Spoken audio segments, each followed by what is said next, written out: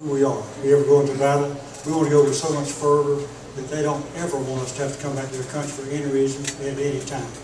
And I'm like Reagan. He was my mentor.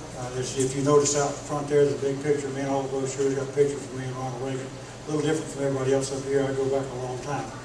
But the way he handled Gaddafi, sent a couple of planes in there and blow up his little palace and mess up his home life, and he straightened out, didn't he? I tell Ahmadinejad and the rest of these that are supporting terrorists all over this world, go ahead and build whatever you think you have to build. We're going to build what we think we have to build. And you ever bother Israel or us or any of our friends and neighbors, we'll blow a hole in that place so big you won't need oil wells. You'll be able to dip that oil out with 5-gallon buckets at a creek.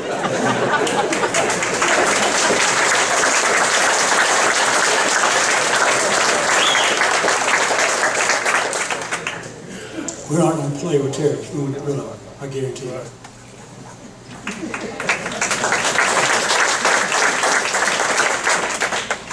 Our next question goes to Steve Sutherland. Give your stance on congressional term limits as well as congressional pay and benefits. If you think action is needed, give specifics on what action you would take. First of all, I believe the American people need and deserve the right to settle this term limit argument. I am not in favor of calling a convention because I think there are those in Washington, D.C. that would like to go in and tinker with a lot of other things about our federal government. And I, for one, don't want anybody messing with especially that Second Amendment right. It's very dear to me. So I think that an amendment needs to be in place, pushed out to the states, and let the people decide.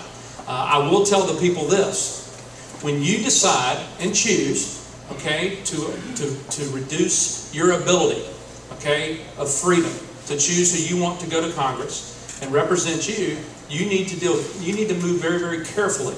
But I want it to be something that the people decide. So I would support an amendment that goes to the states and let the people decide. As far as congressmen, they blew it this year. As long as you and I are struggling in our family budgets, they did not vote themselves a pay raise. What they could have done, though, is practice some leadership and implemented a pay cut. And they could have said, if you're hurting out there in the mainland, we're going to hurt up in D.C. as well. Shame on them for not practicing servant leadership. Thank you.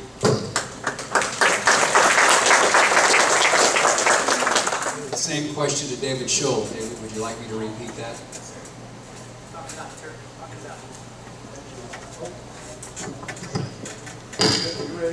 I think it's working now. Okay. Totally support term limits. It's Federalist 39.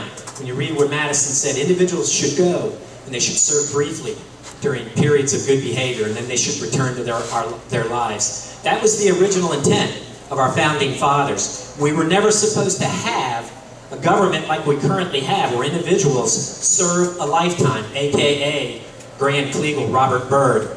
So we have made it too comfortable for them. We have made it to where they live better than the American people that they serve. Too much pay, too much perks, a retirement plan that even you and I as average citizens do not enjoy. This system does not serve the American citizenry well. So we need to amend it, and we need to make sure term limits become part of it. Our president is limited. Why can't we have members of the Congress and the Senate?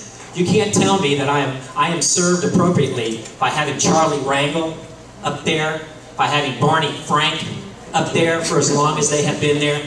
We need term limits. We need them now.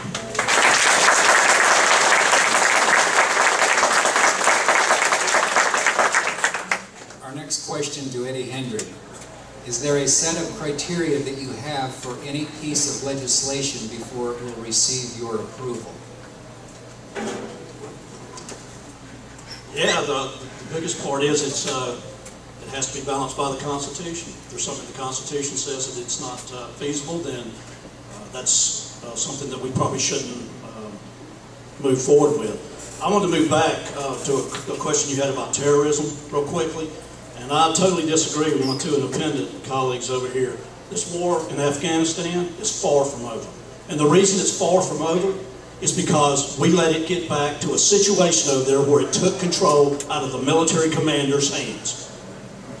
I'm a former military officer, military intelligence officer, and I will tell you that it takes bad people to beat bad people.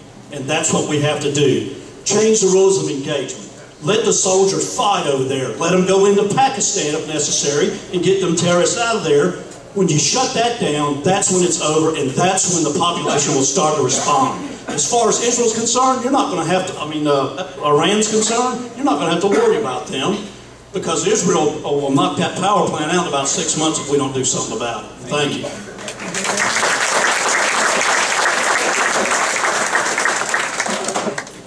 The same question for Ron McNeil. Is there a set of criteria you have for any piece of legislation before it will receive your approval? Absolutely. It has to be by the Constitution and Bill of Rights, period. If there's anything to do with abortion, I won't ever vote for one single dollar to be spent to kill a child. We still have 50 million unborn children. There's a lot of things I won't do. But we're going to get this country back to the Constitution and Bill of Rights, and we're going to get it back to limited government. And anything that expands the government is going to get voted down. And I plan to lead a coalition of all the new people that go up there. I'm 65. I've been in business for 40 years. I've got 97 patent claims granted just in the environmental field. I'm working on the oil spill cleanup. I've got a business background like 99% of the people in Washington, D.C. cannot possibly have, nor does anybody else up here. When I go there, I'm going to lead a coalition with all the new people to make a transformation of America back to the Bill of Rights and Constitution and back to limited government and the promotion of free enterprise. So if it violates those things, it'll get voted down by me, and it'll get voted down every time. My yard signs are black and white. There's a reason, because they're black and white. We're either for America or you're against it. Thank you. Thank you.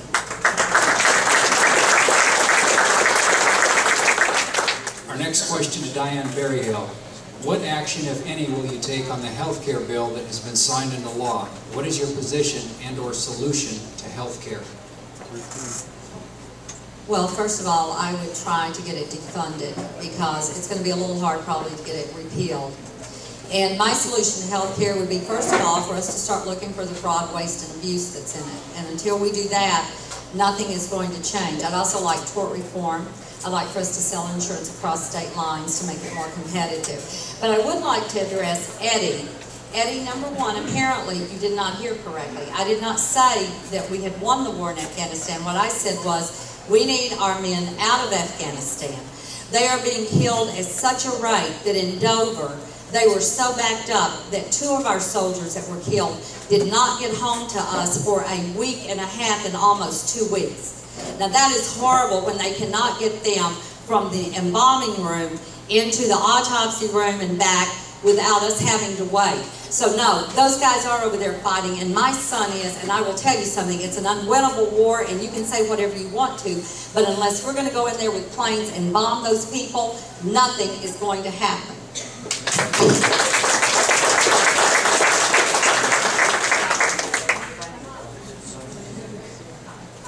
Now.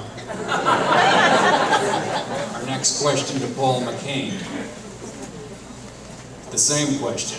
What action, if any, will you take on a health care bill that has been signed into law? What is your position and or solution to health care? Okay, we had the best health care system in the world. We still do until this thing takes effect. Granted, we can defund it, but I'll tell you what, I've got another strategy, and I like this a lot better. Personally, I hope we get enough constitutional conservatives in the House and the Senate that we could at least try to run this thing back through the way they did and send it to Obama, hoping for his veto. Now, the reason I want his veto is this. Now, once we get that veto, we go to the American people, because it's going to come down to you, no matter how you slice it. It's not us. It's going to come down to you. And we come back to you and we say, okay, look, we need 2 things from you. We need more constitutional conservatives in the House and in the Senate in 2012 so we can override a presidential veto. Then in 2012, we also need a president who won't veto it to begin with. You give us that, and we can get this country back on track. That's how we take care of this thing. And the last thing, if all else fails, we can always defund it.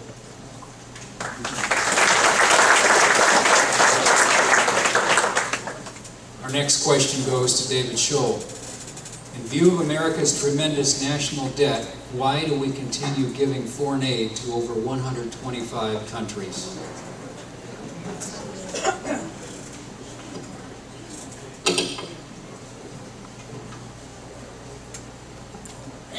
I have no clue.